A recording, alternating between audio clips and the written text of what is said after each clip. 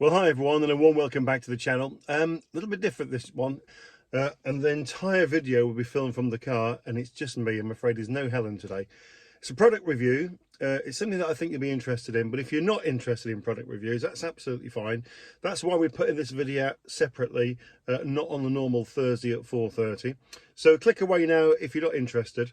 But I only do product reviews on products that I think you will be interested in or are of interest to us. This one's quite good. This is an in-car entertainment system from Carpuride. It's the Carpuride W103. So a massive thank you to all the team at Carpuride who sent this product through to me to review. They've not paid me any money to do the review, and I've not been asked to say anything particularly nice, just give my honest review on the product, which is exactly what I'm going to do.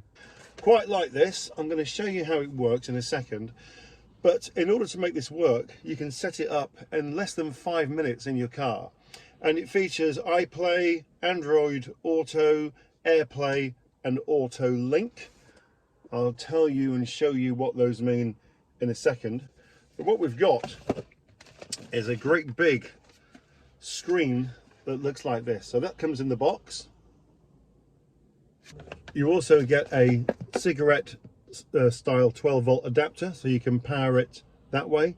If you prefer to hardwire this product, you can do that, no problem whatsoever. Comes with a variation of sort of little stands that you can connect it to, and it does connect very easily. It's got little four-way brackets on here that just literally snaps in, and then you can mount it on the dashboard if you want to. I'll show you in a second. That's what I've been doing. You can mount it on the window. This bracket has an extension, well, it's an adjustable bracket here, but also you can undo here and it will extend this out should you want to bring the device a bit closer to you from wherever you decided to fix it to your dash or your windscreen. It pivots on here as well, so there's plenty of movement on there. That is one way, so via a little sticky pad onto your windscreen. It also comes with this little base, which is the same shape as that pad, and you'll notice it's got holes in it. So if you wanted to, you can fix that more permanently to your dashboard. One thing to consider. Alternatively, there's a different base that you can use, which also comes in the pack. So it's got the same sort of fixing bracket here, but now you've no longer got this very long arm, which, if I'm honest, I've done a test on this. If you go over bumps, it does wobble around a little bit. This may be a more secure way of fastening, depending on the sort of vehicle that you've got and how you'd want to fasten up. So why would a device like this be any good to you? Well, I think it's what it does. It might bring an older vehicle a bit more into the 21st century. Because new vehicles these days, you know, especially some of the electronic vehicles, you might have noticed, have got these rather large iPad style screens where the whole entertainment center works from the iPad, including your sat nav.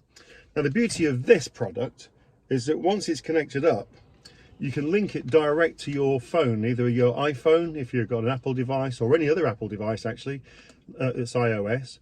Or you can link it to an Android device. So if you've got a phone that's got all the apps that you like on it, including, say, for example, in our case, all our iTunes, all our iMusic, you know, we can link straight from the phone or the iPad onto this device, which will then connect to your in-car entertainment center. So whatever you've already got in your car by way of a car audio system, that will link directly in. And there's a number of ways you can do it.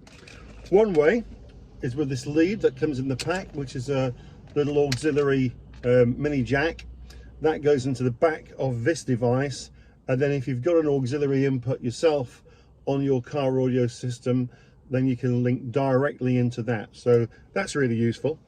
But if you've not got that, if your vehicle doesn't have that auxiliary input, then there's another nifty way of doing it, and that is just by directly tuning into the radio on the car via an FM signal. I'm going to show you how to do that in just a second. It just so happens that the system that we've got in our Kia Sportage is fairly modern, quite up to date. It's not a particularly old car. So I can do just about everything that I can do with this device on my car audio system. But the only thing that really bugs me with this on the Kia is the sat nav, because the sat nav is rapidly becoming out of date. Now you can update it. I'm a bit weary about updating it. In the dashboard, I'm just going to take it out. There's a memory card that slots into the dash, and you can update the map system online, I believe. I'm scared of doing it in case I mess it up.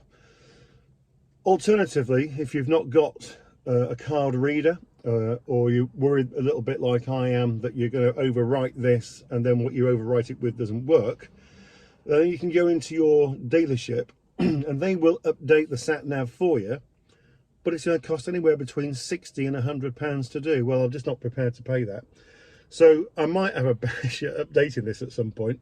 Just a bit nervous. But this will link directly to Google Maps on your Android or on your iOS device. So I've had this for a little while. I've been playing with it. It might look a little bit dirty on the screen, but I've still got the protective film on. I've decided I'm not going to keep this product. I'm going to, a friend of mine is going to take this off me, who really needs this, and he said it's going to be particularly useful for his car, which doesn't do any of the functions that we've been talking about, but also because it's so quick to move from one vehicle to another. He's also going to use it on his boat, so that's going to be really good for him. Let me show you a bit more about how simple it is to connect and how to get it working. So I just want to show you that on the side of this unit there are some different inputs. First of all, you can put an auxiliary microphone into this should you wish to. That allows you to talk to the device. So for example, if you've got text messages and the like coming in from your iPhone, hands-free, you can get your messages. You can they will speak to you. The messages will be read out to you via Siri, and also you can talk back to give Siri instructions on how you'd like to do it, you know, what you'd like to do with the message. But if you wanted to, you can plug a microphone into that, just to make the audio quality even better, I suppose. So you'll notice also that there is a slot there for a micro SD card that you can put in.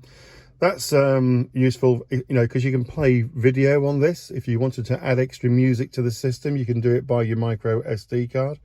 And also there is the ability to plug in a camera here. So if you wanted to put a rear view camera into this, you can do, which is really quite useful. There's also the auxiliary audio out socket that I mentioned, so you can plug directly from the unit into your car audio system. So any music that you play through this device will go straight through your car audio system. There's a good old-fashioned USB connector there as well, so you can connect devices via the USB. And then what you've got is your DC 5 volts input lead or socket, which is the new C connector style, and that's how you power the unit up. So they're all on the side, easy to get to, no problems with access. There's also an on-off button on the top of the device, which I've never used. Once I've turned it on, I've left it on, and it just turns on and off automatically with the car when I've got it connected up to the car. Right, so as you can see, that I've got the unit positioned on the dashboard here. Now, because I'm 6'3" and sit really rather high in the car, that isn't blocking any of my vision whatsoever. You can see where the front of the bonnet is. You can see where the top of the unit is. So I've got no vision being blocked at all here. However, I would say with Helen driving, she's found that does block her vision quite a bit. So do bear in mind, when you get one of these, you may want to be positioning it somewhere else in the vehicle. I've got quite a large screen here already, you know, which is why I'm not keeping this unit, but maybe somewhere along here would be better. It's just worth mentioning as well, if you've got an old-fashioned stereo system in your car with a CD player in it, you can buy an additional bracket which will slot straight into the CD player. So if the head unit of your audio system was down here somewhere, you know that wouldn't be a problem, because this unit wouldn't be here, it would be down here. Anyway, let's turn it on. So once we're all connected and we're ready to go, then I'm going to click on iPlay. So a number of apps that I've got on my phone are coming up on the screen, and I'm not going to play any music, but as an example, if I was to hit the music app, then that brings up well, all the music that I've got on my phone. So I'm not going to play it because I'll get a copyright strike, but you can see the display here. Electric Light Orchestra, Don't Bring Me Down, from the All Over the World, the Very Best of VLO album. I'm not going to hit the play button, but you could do. If at any time I want to go back to the home screen with all of my apps on, then this little icon in the corner here, like, you click on that, and then that brings you back to this home area here. If you want to make a phone call, you can click on your contacts, you can click on your keypad, and you just operate the device, the Carpuride W103, like you would do any modern vehicles, in-car entertainment center with telephone, Bluetooth link, etc. So it's really, really useful. But what I like best is Google Maps. Let me show you. What I really like about Google Maps is you get the very latest traffic updates on here. So you'll know exactly what your journey time is going to be, and if you need to detour because there's problems. Obviously it speaks to you like most sat navs do. That's what you'd expect it to do. But it's got such a big screen. You know, when you get to my age, the bigger the screen, the better. So I really like it. And as I mentioned earlier, the maps in my car currently are not up to date. This will never be out of date. That makes it really convenient and a massive feature, I think. So whenever you come back to this main screen, if you want to change any of the settings on here, just click on the car home icon, top right, and that takes you back to this initial screen. This is the one that you see when you first go to set up. Now you'll notice there's a little USB icon here. So if you want to plug a USB in the side in one of the sockets that I told you, you could, for example, listen to music that you've got on the USB, or even watch a movie on that USB. And the same applies to the micro SD card. If you've got that, click on the micro SD card. If you've got a movie on there that you want to watch, you can do. Clearly, you don't watch movies in your car while you're driving, but if you're on your boat, or someone was in the back, you can move this unit to the back of the car, and there's no reason why they can't watch. This is a really interesting piece over here, though, in terms of the FM transmitter piece. So if you click on that, then you'll see that it brings up what sort of looks like your car radio. And that's what it is. But what you can do, you can link your car radio to this frequency, say 105.3. So I'm going to try and do that now. Let's see if we can tune into 105.3 on FM. 105.3. Now you notice it stopped at 105.3 because this device is transmitting now at 105.3 megahertz from there to the radio. I've got the Great Yarmouth piece set back in again. If I hit start, head south on Ormsby Road towards Bramford Road. Did you hear that the sound is now coming through the car audio system? Because I've got it linked via the FM transmitter, so you can turn the volume up or down. You get quite a good sound out of this, but you can enhance the sound much better through here. So if you're playing music, you might as well link the FM up to the unit here, and then you get a much nicer sound coming through your car audio. So in a nutshell, that is a very quick overview of this unit. I think it's good. Helen really likes it. It brings an older car into the 21st century. And in terms of price, well, price varies, but I'm going to put a link down below where you can buy this product. I'll also put a link in below which will give you a discount off the price as well. So the functionality of this device is just fantastic. It's probably a little bit over my head. I've had it a few days. I've been using it regularly each day. Probably does a lot more than I've found out that it does already.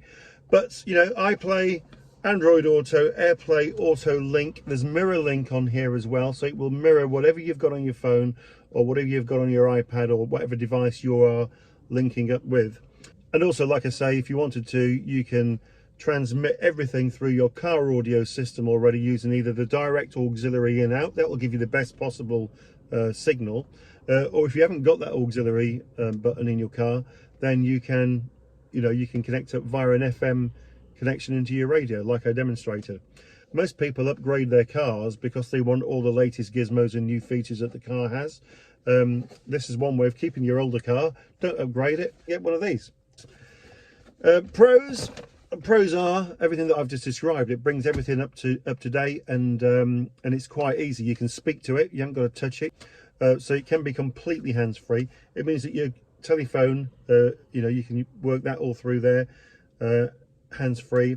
It means that you can play all of your music. It means that you can hear your messages as you're driving along, and you can reply to messages via voice control as you're moving along. So, you know, there's no reason why you have to be anything other than hands-free when using the unit. What are the cons? I think possibly the main con is, and they do a variety of models here, so don't think this is the only one available. So they do come in different shapes and sizes. This is like a 10-inch screen, 10-inch wide. If you've got it on the top of the dashboard, I think it can impair your vision, and it's extremely important that you don't do that. But you could position it elsewhere in the vehicle. Depending on what bracket you're using, as I said it before, when you're driving along, it can go over the bumps, it can be a little bit wobbly. It's quite a heavy device, and the bracket that comes with it, although it's a good strong bracket, it sits in the center of the device, and with it being wide, you get a bit of wobbling going on.